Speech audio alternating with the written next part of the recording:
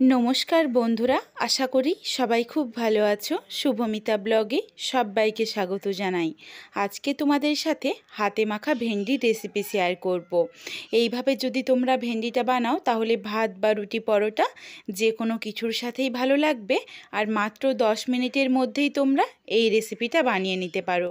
রেসিপিটা কেউ স্কিপ করো না। স্কিপ করলে কিন্তু আমি কি মশলার অ্যাড করলাম বা কিভাবে রেসিপিটা বানালাম সেটা তোমরা মিস করে যাবে। তখন কিন্তু রেসিপিটা খেতে এতটা ভালো হবে না। তাহলে চলো রেসিপিটা দেখে নেওয়া যাক। প্রথমেই আমি ভেন্ডিগুলোকে গোটা অবস্থাতে পরিষ্কার করে ধুয়ে নিয়েছি। এরপর ভেন্ডিগুলোকে কেটে নেব, তবে কাটার পর কিন্তু আর ধোয়া যাবে না। কাটার পর ধুলেই তখনই ভেন্ডিটার মধ্যে একটা হরহরে ভাব চলে আসবে। দুই সাইডটা কেটে দিচ্ছি আর অল্প অল্প করে কিন্তু দুই দিকটাই চিড়ে নিচ্ছি, যাতে মশলাগুলো ভালোভাবে ভেতর অবধি চলে যায়। পুরো ভেন্ডিটাকেই এইভাবে আমি কেটে নিয়েছি। আর ভেন্ডিগুলো কিন্তু একদম নরম নিতে হবে। এরপর এইদিকে নিয়েছি বড় সাইজের একটা পেঁয়াজ আর মাঝারি সাইজের একটা আলু। পেঁয়াজগুলোকে একটু মোটা করে স্লাইস করে কেটে নিচ্ছি। এই রেসিপিটার জন্য কিন্তু পেঁয়াজটা একটু মোটাভাবে এইভাবেই কেটে নিতে হবে, তাহলে পেঁয়াজটা যদি মুখে পড়ে তাহলে কিন্তু খেতে ভীষণ ভালো হয়। পেঁয়াজগুলো কাটা হয়ে গেছে। এরপর একটা আলু নিয়েছি, আলুটাকে আমি পাতলা পাতলা সরু করে কেটে নিচ্ছি, ঠিক যেইভাবে আমরা আলু ভাজার কাটি। ভেন্ডিটা একদমই নরম রয়েছে, তো আলু কিন্তু বেশি মোটা করে কাটা যাবে না, তখন আলুটা সেদ্ধ হবে না। এই জন্য পাতলাভাবেই আলুটাও কেটে নিতে হবে। এরপর নিয়ে নিচ্ছি একটা ছোট্ট টমেটোটাকেও কুচি করে কেটে নিলাম। একটা থালাতে দেখো নিয়ে নিয়েছি পুরো সবজিটাই। ভেন্ডিগুলো ঠিক এইভাবেই কিন্তু দুদিকটা চিড়ে নিতে হবে, আর পেঁয়াজটাও কিন্তু দেখো বেশ মোটা রয়েছে। এরপর সবজিগুলো সরিয়ে রেখে দিলাম আর একটা কড়াই বসিয়ে নিয়েছি। কড়াইটা হালকা আঁচে গরম করে নিয়েছি। এরপর দিয়ে দিলাম একটা শুকনো লঙ্কাকে ছোট্ট ছোট্ট করে টুকরো করে। শুকনো লঙ্কাটা নাড়াচাড়া করে একটু ভেজে নিয়েছি। শুকনো লঙ্কাটার মধ্যে হালকা একটা রং ধরে গেছে। এরপর দিয়ে দিচ্ছি 1 চামচ পোস্ত দিয়ে নাড়াচাড়া করে একটু মিশিয়ে নিচ্ছি প্রায় 5 থেকে 7 সেকেন্ড মতো। তারপরেই গ্যাসের ফ্লেমটা অফ করে অনবরত নাড়াচাড়া করতে থাকবো, কারণ কড়াইয়ের মধ্যে যেটুকু গরম রয়েছে এই গরমেই কিন্তু পোস্তটা হালকা করে ড্রাই রোস্ট হয়ে যাবে। পোস্ত যাতে কোনোভাবেই পুড়ে না যায় এদিকে একটু খেয়াল রাখতে হবে, তার কারণ এই রেসিপির মধ্যে পোস্ত পুড়ে গেলে কিন্তু সেটা খেতে ভালো লাগে না। আর এই ড্রাই রোস্ট করা পোস্তর ফ্লেভার কিন্তু ভীষণ ভালো আসে রান্নাটার মধ্যে। পোস্ত আর শুকনো লঙ্কাটা ঠান্ডা করে নিয়েছি আর একটা মিক্সিং জারে দিয়ে শুকনো অবস্থাতেই এটাকে একটু দানা রেখে গুঁড়ো করব। একদম কিন্তু পাউডার করা যাবে না। বেশ দেখো একটু দানা দানা রেখে পোস্তটা গুঁড়ো করে নিয়েছি, আর তোমাদের এখানে আমি একটু দেখিয়ে দিই যে ঠিক কীভাবে আমি পোস্তটা গুঁড়ো করেছি। একটু দানা দানা রয়েছে। এরপর এইটাকে আমি সরিয়ে রেখে দিচ্ছি। এরপর একটা মশলার পেস্ট বানাবো। তার জন্য নিয়ে নিচ্ছি 1/2 চামচ রাই সর্ষে আর 1/2 চামচ হলুদ সর্ষে। এগুলোকেও শুকনো অবস্থাতেই একটু গুঁড়ো করে নেব। শুকনো অবস্থাতে যদি গুঁড়ো করে নেওয়া হয় তাহলে কিন্তু মশলার পেস্টটা একদম মিহি হবে। শুকনো অবস্থাতে গুঁড়ো করে নিয়েছি। এরপর এখানে দিয়ে দিচ্ছি বড় কোয়া 2 কোয়া রসুন আর সামান্য একটু জল। এরপর এটাকে মিহি করে বেটে ফেরত আসছি। এইদিকে দেখো সমস্ত সবজি আমি যেই থালার মধ্যে রেখেছিলাম, এরপর এগুলোকে হাতে করে ভালোভাবে মেখে নিতে হবে। তবে তার আগে এখানে আমি কিছু মশলা দিয়ে দিচ্ছি। প্রথমেই দিয়ে দিলাম 1/2 চামচ হলুদের গুঁড়ো, 1/2 চামচ কাশ্মীরি লাল লঙ্কার গুঁড়ো। এটা দিচ্ছি কালারের জন্য, এটা কিন্তু সম্পূর্ণ অপশনাল, তোমরা চাইলে দিতে পারো, না চাইলে নাও দিতে পারো। আমি যাতে কালারটা একটু সুন্দর হয় এই জন্য একটু দিলাম।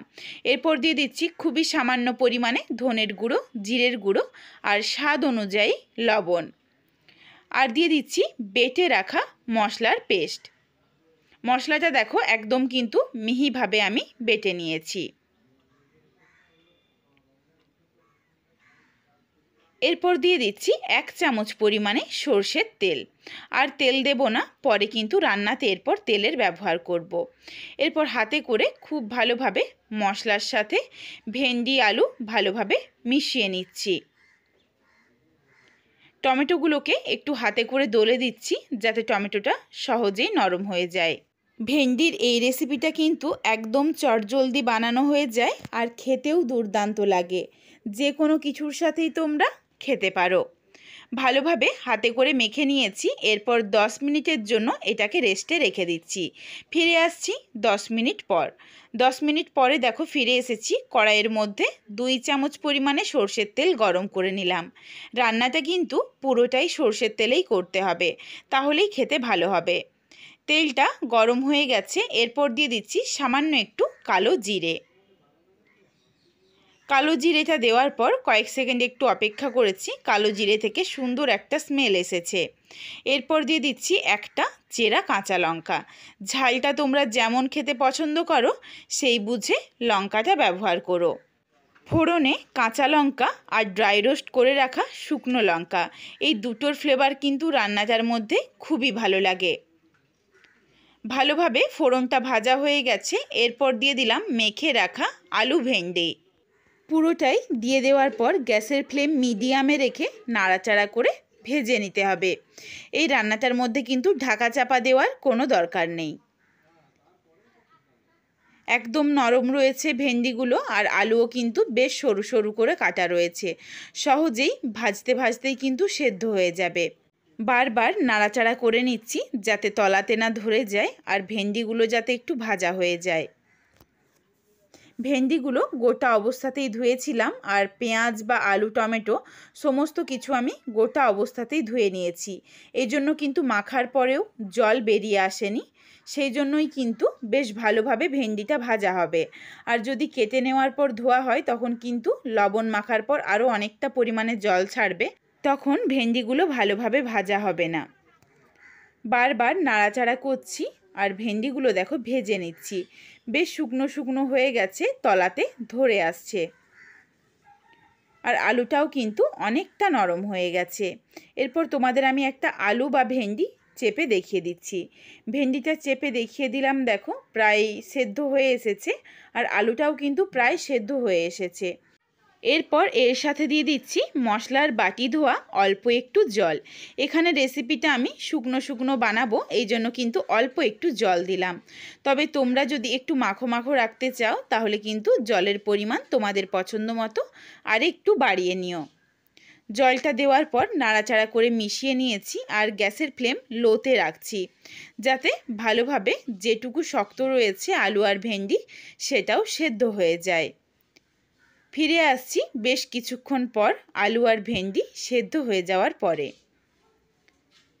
বেশ কিছুক্ষণ পর ফিরে এসেছি। দেখো জলটা অনেকটাই শুকিয়ে গেছে, আর আলু আর ভেন্ডিটা কিন্তু সেদ্ধ হয়েছে, অথচ গোটা রয়েছে, ভেঙে যায়নি। এরপর আরও একটা তোমাদের আমি আলু দেখিয়ে দিচ্ছি। সুন্দরভাবে সুসেদ্ধ হয়ে গেছে। নাড়াচাড়া করে মিশিয়ে নিলাম। এরপর দিয়ে দিচ্ছি ভেজে গুঁড়ো করে রাখা পোস্ত আর শুকনো লঙ্কার গুঁড়ো। এটা দেওয়ার জন্য রান্নাটার মধ্যে কিন্তু একদম অন্য রকম একটা ফ্লেভার চলে আসে। দুর্দান্ত খেতে হয় এই রেসিপিটা। তোমাদের কাছে আমার অনুরোধ রইল, বাড়িতে অবশ্যই একবার হলেও এইভাবে ভেন্ডির রেসিপিটা বানিয়ে আমায় কমেন্ট করে জানিও রেসিপিটা তোমাদের কেমন লাগলো। নাড়াচাড়া করে মিশিয়ে নিয়েছি। এরপর গ্যাসের ফ্লেম অফ করে দিলাম। পোস্তটা শুকনো অবস্থাতে একটু ভাজা ছিল, আর কিন্তু বেশিক্ষণ রান্নাটা করা যাবে না, তাহলে পোস্তর ফ্লেভারটা নষ্ট হয়ে যাবে। রেসিপিটা নাবিয়ে নিয়েছি। দেখো দুর্দান্ত একটা কালার এসেছে।